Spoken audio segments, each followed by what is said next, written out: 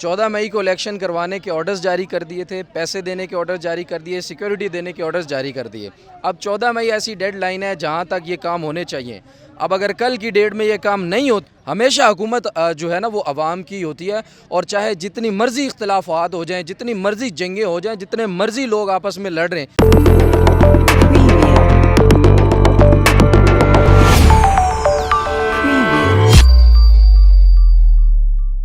अस्सलाम वालेकुम। वालेकुम सलाम। कमर भाई, पहले तो हमें यूट्यूबर और सहाफ़ी में आप फ़र्क बताएं। इमरान रियाज साहब क्या यूट्यूबर हैं?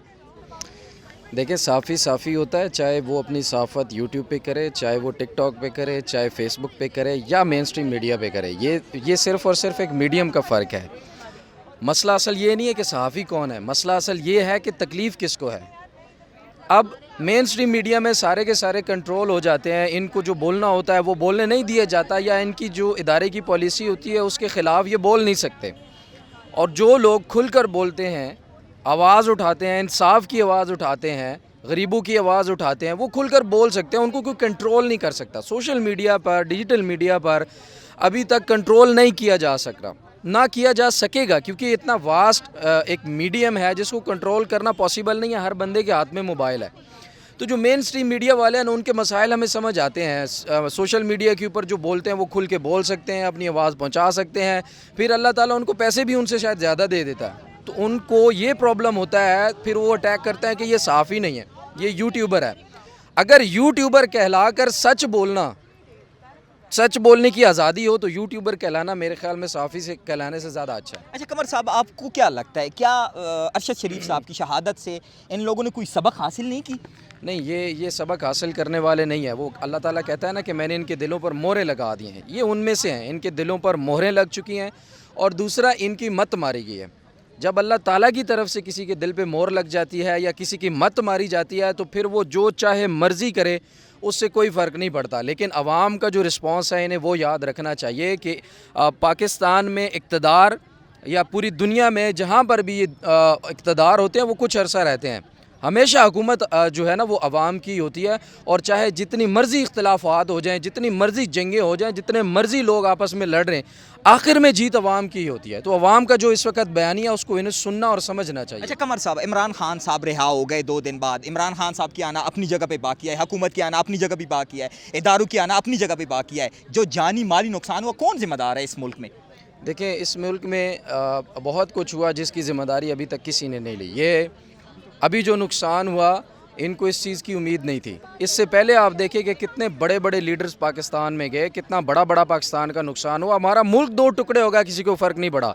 इस नुकसान को अब किस तरह से इनको फ़र्क पड़ेगा, सवाल ही पैदा नहीं होता। दूसरी तरफ जानबूझकर ये हालात पैदा किए जा रहे हैं ताकि इनका इक़्तिदार बचे। हालात ख़राब होंगे, हालात संगीन होंगे, लड़ाई होगी, सिविल वॉर होगी, तो इनको हुकूमत में बैठने का जवाज़ मिलेगा। ये एमरजेंसी नाफिर करेंगे, कभी मुआशी, कभी सिक्योरिटी की एमरजेंसी, कभी कुछ, तो इनके पास तो उल्टा इनको फ़ायदा होगा उस चीज़ से। तो अनारकी इनके हक़ में है। इसलिए कभी भी ये मुल्क के साथ मुखलिस हो के, मुल्क का सोच के, अवाम का सोच के कभी भी नहीं चलते हैं। तो ये जो नुकसान हो रहा है, ये आपका, मेरा और हमारे टैक्स के पैसों से हो रहा है, और हमारे टैक्स के पैसों से इनको तनख्वाहें और मुराद सारी की सारी जाती हैं। तो अगर इनका अपना कोई नुकसान हो रहा है ना, तो वो सियासी नुकसान हो रहा है, इसलिए वो इलेक्शन नहीं करवा रहे कि अब एक दफ़ा इलेक्शन करवा दिए तो खान आ जाएगा।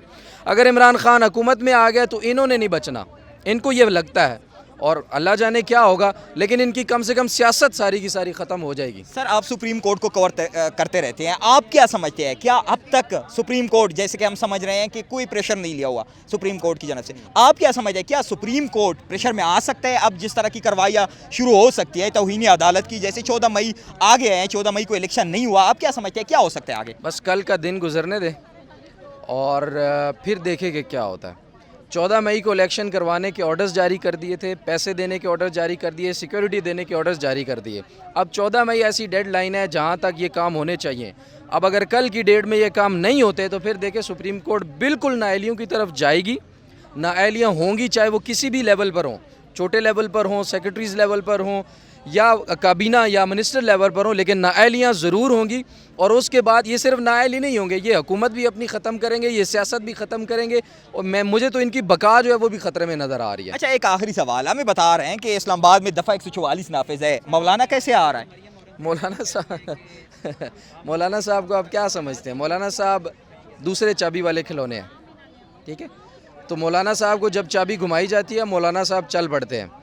मरियम औरंगज़ेब की धमकी इससे ज़्यादा इम्पोर्टेंट है। और फिर मौलाना साहब का धरने का ऐलान करना, सुप्रीम कोर्ट के सामने बैठने से सुप्रीम कोर्ट ने अभी मना कर दिया है। उन्होंने कहा कि मुझे पहले यहाँ पर जवाब दें कि इनको इजाज़त कौन दे रहा है और इजाज़त क्यों देनी चाहिए। जब तक दूसरी पार्टी को इजाज़त नहीं है तो मौलाना को कैसे इजाज़त मिल सकती है? तो मेरे ख्याल में ये खुद ब खुद दम तोड़ जाएगा मामला। Thank you sir.